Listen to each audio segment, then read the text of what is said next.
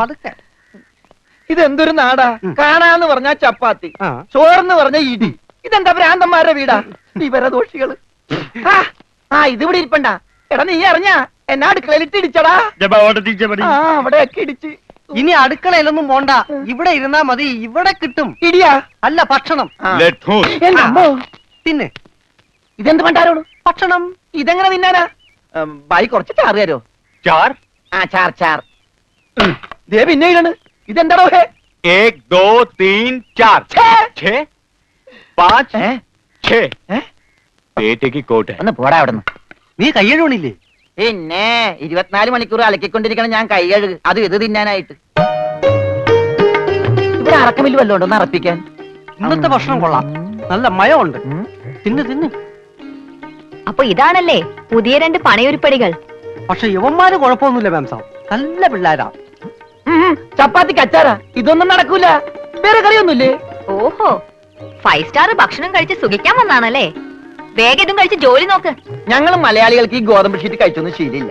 എന്നിട്ട് ഇത് ഇയാളെ കണ്ടോ ഒരു അക്ഷരം മിണ്ടാതിരുന്ന് കഴിക്കുന്നത്? അവൻ എന്തു കൊടുത്താലും ഒന്നും മിണ്ടില്ല, എന്തു പറഞ്ഞാലും കേൾക്കുകയില്ല. എന്താ പൊട്ടനാ?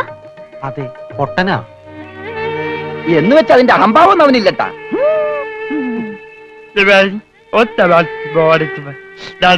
തിന്നെടുത്തോടാ. കൊടുത്തോ, മിണങ്ങിക്കോ. അതുപോലെ ഉണ്ട്, ഇവിടെ ഉണ്ട്. മൂണങ്ങ്.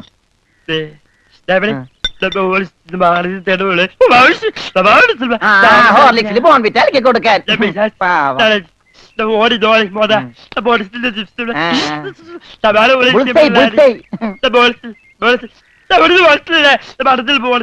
എല്ലാം 2 പ്ലേറ്റ് എടുത്തോട്ടാ. എന്റേടാ അത്? തിന്നോ. ഇതാണോ താൻ പറഞ്ഞ മാം സാബ്? ഇതും ഒരു മാം സാബ് തന്നെ. ഞാൻ പറഞ്ഞത് ഇതല്ല, ഇതിനേക്കാൾ വലിയൊരു മാം സാബ് ഉണ്ട്. തന്റെ കൂട്ടുകാരനെ പോലെ തന്നെയാ. നല്ല തീറ്റയാ. അതല്ല, സംസാരിക്കാൻ കഴിയില്ല, പിന്നെ കാത് കേൾക്കാം. ദൈവത്തിന്റെ ഓരോ വികൃതികളെ.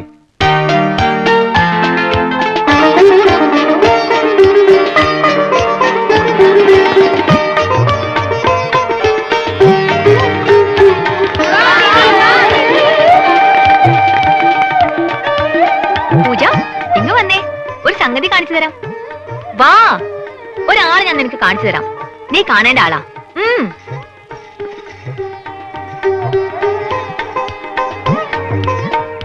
ദേ ഇയാളാ. ചെവിയും കേൾക്കില്ല, സംസാരിക്കാനും കഴിയില്ല.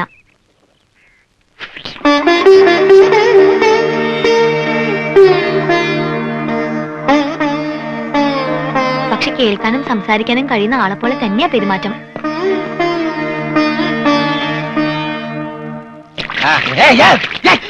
തലയൊഴി വെള്ളം വെച്ച് പിന്നെ ഞാൻ കൊല്ലു.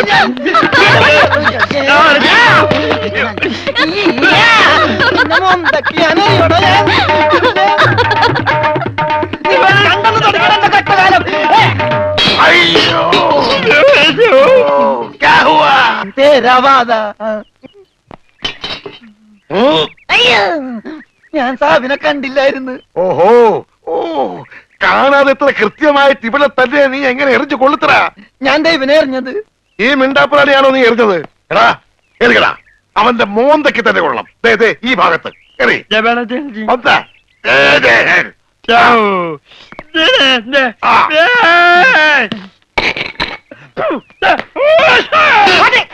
അയ്യോ മാരാ.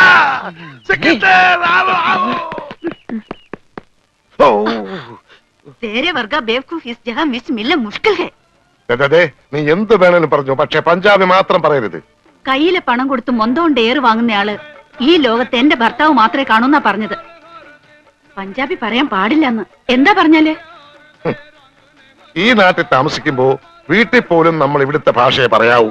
അല്ലെങ്കിൽ മുഴുമലയാളമായിട്ട് ചെല്ലുന്ന നമ്മളെ എല്ലാവരും കളിയാക്കും, ഒറ്റപ്പെടുത്തും എന്നല്ലേ സിക്കന്ദർ പറഞ്ഞിട്ടുള്ളത്? ഓ, എന്തു പറഞ്ഞാലും സിക്കന്ദർ സിക്കന്ദർ. ഇത്രയ്ക്ക് പേടിക്കാൻ നിങ്ങളുടെ ജ്യേഷ്ഠനൊന്നും അല്ലല്ലോ. ജ്യേഷ്ഠന്റെ പുത്രനല്ലേ? ആ, ജ്യേഷ്ഠപുത്രൻ തന്നെ. പക്ഷെ ഞാൻ അവനെ എന്റെ ജ്യേഷ്ഠന്റെ സ്ഥാനത്താ കാണുന്നത്. അവൻ പറയുന്നതാണ് ഈ വീട്ടിലെ നിയമം. നീയും അതനുസരിച്ചാ മതി.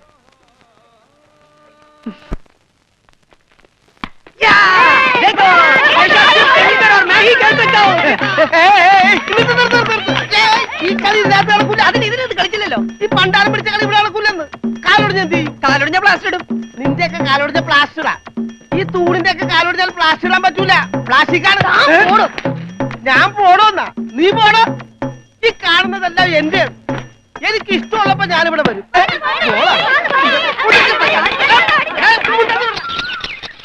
അയ്യോ അയ്യോ അയ്യോ, പുല്ല് വെട്ടാൻ പറഞ്ഞ ഇവിടെയാണോ പുല്ല്?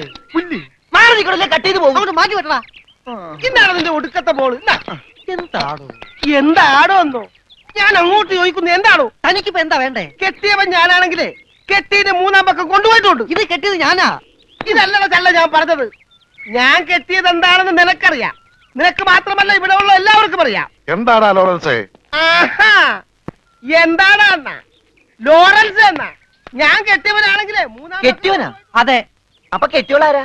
ഇയാള് എന്നെ കെട്ടിയ ആള്. കെട്ടിയോനും കെട്ടിയോളും ഒരാളാ? ആ കെട്ടിയോളല്ല, ഈ പന്തല് കെട്ടിയ ആള്. പന്തല? എന്റെ അമ്മ, ഇത് പന്തല? അതെ, പൂജാബേട്ടിയുടെ കല്യാണത്തിനിട്ട പന്തല. എന്നിട്ടെന്താ ഇത് വീട് പോലെ ഇരിക്കണത്? വീടല്ല, കൊട്ടാരം പോലെ ഇരിക്കണമെന്നാ ബഡാസാവ് പറഞ്ഞത്. എന്നാ കല്യാണം? സമയമൊക്കെ കഴിഞ്ഞു, അത് നടന്നില്ല. കല്യാണം നടക്കേണ്ട ദിവസം തന്നെ അത് മുടങ്ങി. കല്യാണത്തിന്റെ അന്ന് തന്നെ കല്യാണം മുടങ്ങാന്ന് പറഞ്ഞ കഷ്ടം തന്നെ. അന്നുണ്ടാക്കിയ ബിരിയാണിയൊക്കെ എന്ത് ചെയ്തു ആവോ? എടാ, ഈ പന്തലിൽ വെച്ച് അവളുടെ കല്യാണം മുടങ്ങിയെങ്കിൽ ഇതേ പന്തലിൽ വെച്ച് തന്നെ അവളുടെ കല്യാണം നടത്തുമെന്ന് സിക്കന്ദർ ഈ പന്തലിൽ വെച്ച് ശപഥം ചെയ്തതാ. എന്നോട് ചോദിക്കാതെ എന്റെ പന്തലിന്റെ തലയത്തോട്ട് സത്യം ചെയ്യാൻ ആര് പറഞ്ഞു? നിന്നോട് ചോദിച്ചിട്ടാണോ ഞങ്ങൾ ശപഥം ചെയ്തത്? നീ ഭാരിച്ച കാര്യമൊന്നും അന്വേഷിക്കണ്ട. വാടക കൃത്യമായിട്ട് തരുന്നല്ലേ? എന്റെ പൊന്നു വായി, എന്നെ കുഴപ്പിക്കരുത്. 2-3 കല്യാണം, പള്ളിപ്പെരുന്നാൾ, ധ്യാനം ഒക്കെ ഏറ്റതാണ്. ഇത് അഴിച്ചിട്ട് വേണം എനിക്ക് അവിടെ കൊണ്ടുപോയി പന്തല് കെട്ടാൻ. ഇത് അഴിക്കാൻ വന്നാ നിന്റെ കൈ ഞാൻ വെട്ടും. പോടാ. പോടാന്നാ? അതെ, പോടാന്ന്. ഇല്ലേ നിന്നെ തല്ലി ഇറക്കും. കാര്യമായിട്ടാണോ പറഞ്ഞത്, തമാശക്കാണാ? കാര്യമായിട്ട് തന്നെയാ പറഞ്ഞത്. ആ, എന്നാ കൊള്ളാം. ഒരുമാതിരി തമാശ എനിക്ക് ഇഷ്ടമല്ലട്ടാ, പറഞ്ഞേക്കാം. ആ, പിന്നെ ആ പെങ്കൊച്ചിന്റെ കല്യാണം ഒരിക്കലും നടന്നില്ലെങ്കിൽ ഈ പന്തല് കല്യാണത്തിന് സ്മാരകമാണെന്ന് മാത്രം പറഞ്ഞേക്കരുത്.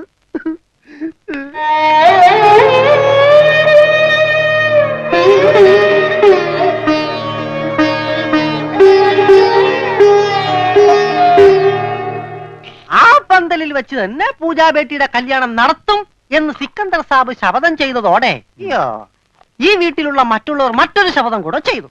ഇനി പൂജാബേട്ടിയുടെ കല്യാണം കഴിഞ്ഞിട്ടേ ഈ വീട്ടിലുള്ള മറ്റാരെങ്കിലും കല്യാണം കഴിക്കൂന്ന്. അത് നന്നായി. പെട്ടെന്നൊരു കല്യാണം വന്നാ തുണി അലക്കി അലക്കി അലക്കി എനിക്ക് കല്യാണം കഴിക്കാൻ പറ്റാത്ത അവസ്ഥയാവും. പക്ഷെ പെട്ടെന്നൊരു കല്യാണം നടക്കും എന്റെ. എടോ, കല്യാണം കഴിക്കണമെങ്കിൽ മിനിമം താലി കെട്ടാനുള്ള ആരോഗ്യമെങ്കിലും വേണം. മിനിമം ഒരു പെണ്ണിനെയൊക്കെ താലി കെട്ടാനുള്ള ആരോഗ്യം ഈ ശരീരത്തിനുണ്ടോ? ഇല്ലെങ്കിൽ അവൾ എന്നെ പ്രേമിക്കോ? ദൈവമേ, ഈ ശരീരത്തിനോടും പ്രേമോ? അതേടാ, മേരാ പ്യാരി സോനാരെ. സോനാര് അതാര്? എന്ന് പറഞ്ഞ തങ്കമേ. ഓ, അപ്പൊ തങ്കമ്മേതാ പെണ്ണിന്റെ പേര്? തങ്കമ്മ എന്നല്ലടാ പോത്തെ, ആ, തങ്കമേ സോനാരെ.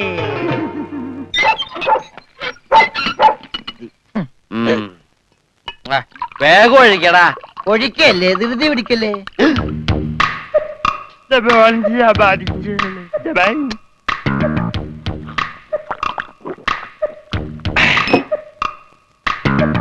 എവിടെയോ എന്തോ ഒരു തകരാറ് പോലെ. തോണ്ടി നാക്കിന്റെ മർമ്മത്ത് തേക്ക്. അയ്യ, എന്തു ചെയ്തത്? ഇത്തിരി സോഡ കൂടി. ആ, ഒഴി ഒഴി ഒഴി. നിന്റെ അച്ഛന്റെ അച്ചാറ്.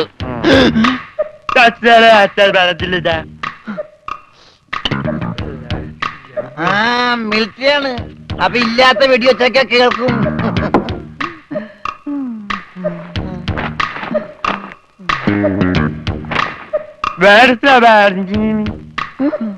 എന്നാ പിന്നെ കിടന്ന് ഉറങ്ങിക്കൂടാ.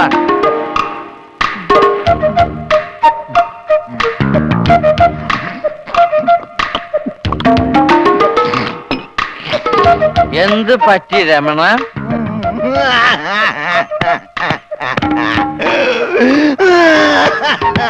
അയ്യോ പാവം. പോട്ടെ പോട്ടെ. അങ്ങനെ അവന്റെ മെയിൻ സ്വിച്ചും പോയി. എന്തിനാ ഇവിടെ ഒരു ബഹളം? ഒച്ച വെക്കണ പാട്ടി. വാ, നമുക്ക് സംസാരിക്കാം. എനിക്ക് സംസാരിക്കാൻ ഇവിടെ ആരുമില്ലാതായി. ആരുമില്ലാടാ ഇവിടെ എനിക്ക് സംസാരിക്കാൻ.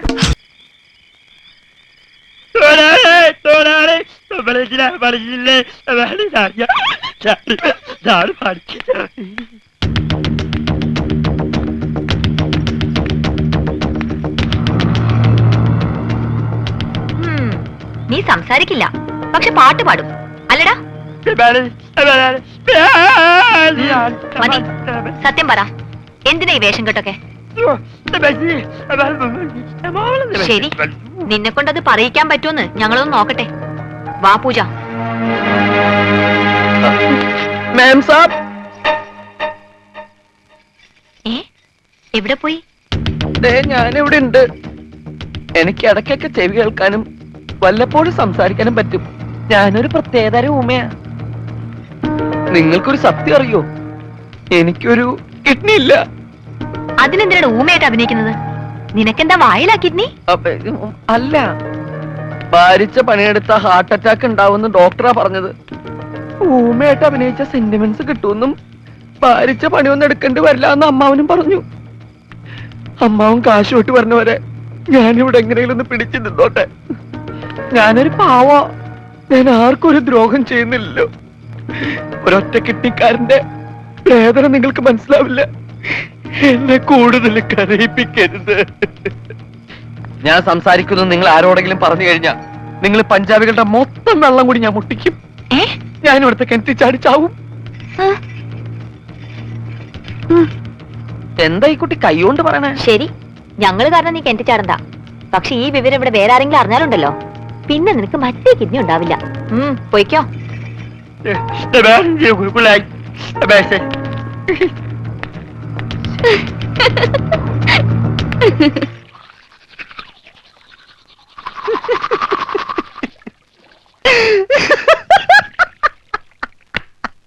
ഞാനെന്തല്ലോ സ്വപ്നം കണ്ടടാ. നമ്മള് മൂന്നിലൂടെ വെള്ളം അടിച്ചോണ്ടിരുന്നപ്പോ ഈ പൊട്ട സംസാരിച്ചതായിട്ട്. മിണ്ടാതിരിടാ പട്ടി എന്നല്ലേ അവൻ പറഞ്ഞത്. എന്റെ സ്വപ്നത്തിലെ ഡയലോഗ് നീ എങ്ങനെ കേട്ട്? സ്വപ്നത്തിന് ഞാനും ഉണ്ടായിരുന്നല്ലേ പറഞ്ഞത്. അപ്പൊ ഞാൻ കേൾക്കാതിരിക്കോ? കേൾക്കാതിരിക്കാൻ ഞാൻ എന്താ പൊട്ടനാ? അതായത് ഉത്തമ. മനസ്സിലായി മനസ്സിലായി മനസ്സിലായി.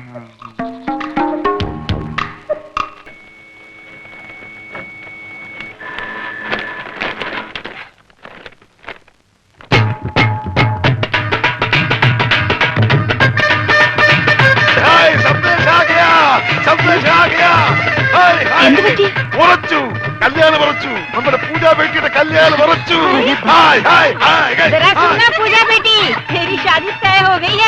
വേണ്ട, വിളിച്ചു പോട്ടെ. നമുക്ക് സസ്പെൻസ് ആയിട്ട് വെക്കാം. ലഡ്ഡുവും ജിലേബിയും ഒക്കെ ആയി മധുരത്തോടെ അറിയിക്കാം.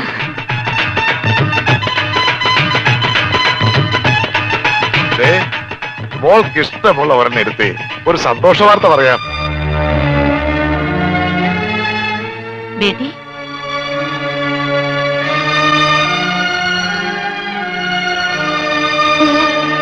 സ്ത്രീധനായിട്ട് എത്ര സ്ഥാപനങ്ങൾ അത് ചോദിച്ചതെന്ന്.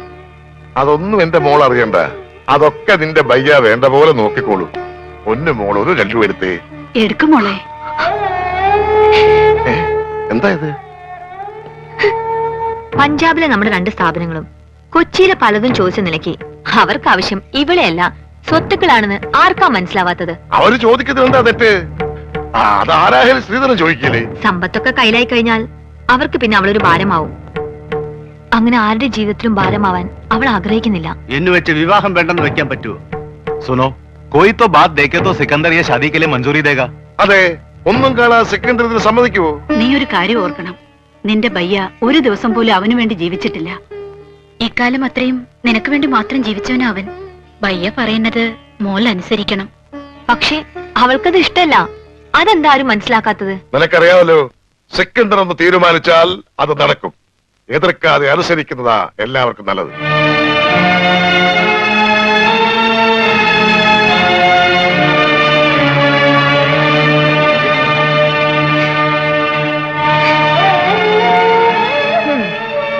ഇങ്ങനെ കിടന്ന് കരയാൻ കല്യാണം കഴിഞ്ഞിട്ടൊന്നുമില്ലല്ലോ.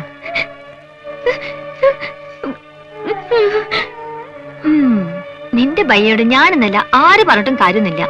അങ്ങനെ തലയിലൊന്നും കേറില്ല. ഭ്രാന്താ. നിന്നോടുള്ള സ്നേഹം മൂത്ത് മൂത്ത് ഭ്രാന്തായി.